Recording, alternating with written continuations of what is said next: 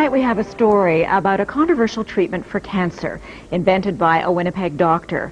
It's not new. In fact, Dr. John Davidson used it on hundreds of patients decades ago. What is new is that some 50 years after the doctor's death, more than half a century after his theories were dismissed as quackery, scientists are rekindling the flame of his research. With more on the legendary cancer doctor, here's CTV's medical specialist, Avis Fabro.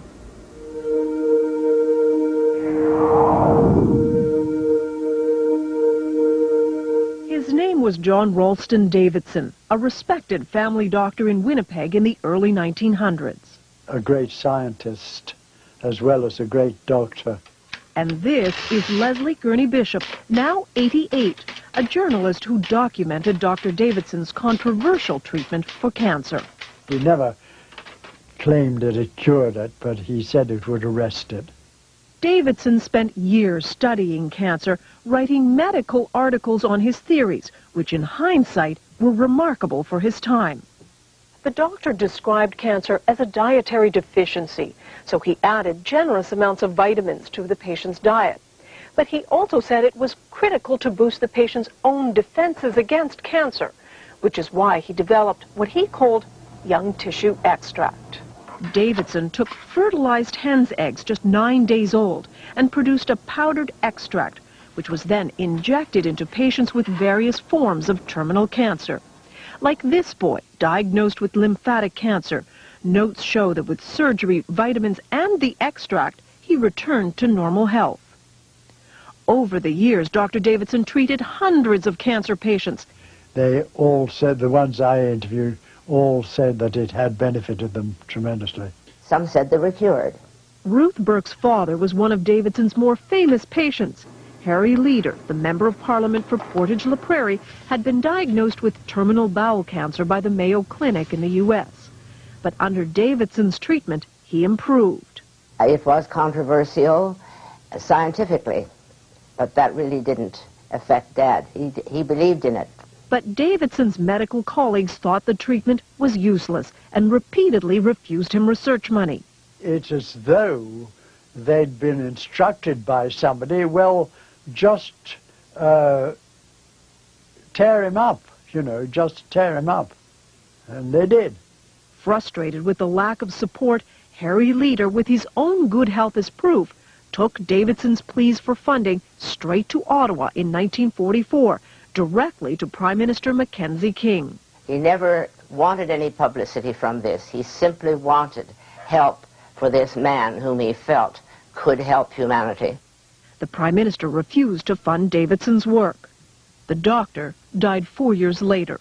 He would die pretty well of a broken heart, if you know what I mean, because he had not been recognized. His cancer treatment thought to have died with him. And for 49 years it was lost, until a twist of fate. Leslie Bishop's nephew, Richard Dunn, had long heard stories of Dr. Davidson's wondrous treatment. One night he saw this on television. 2 Norwegian researchers have developed the first scientifically proven aphrodisiac. And the formula for this aphrodisiac? Fertilized hen's eggs, ground into a powder.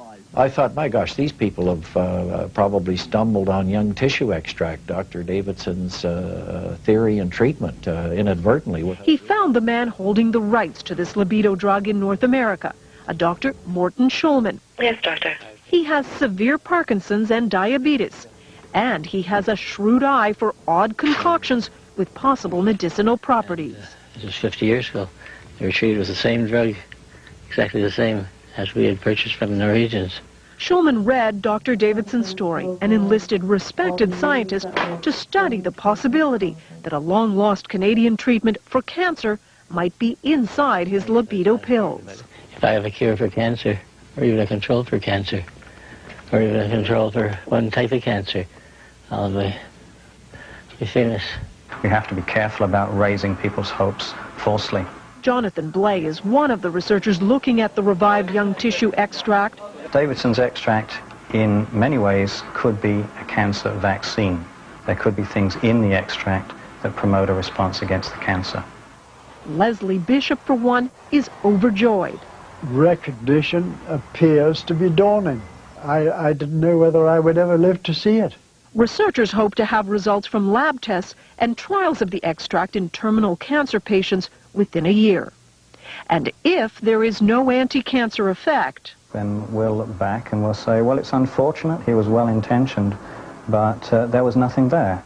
But if Dr. Davidson's extract does show the power to combat cancer, this could be not only one of the great human victories in overcoming disease, but it could also be one of the great human tragedies. a tragedy because for the last 50 years, a possible cancer treatment and its pioneer were forgotten. Avis Favreau, CTV News, Toronto. Health Canada has approved the use of the tissue extract on compassionate grounds for cancer patients until results of the study, soon to be underway, are complete.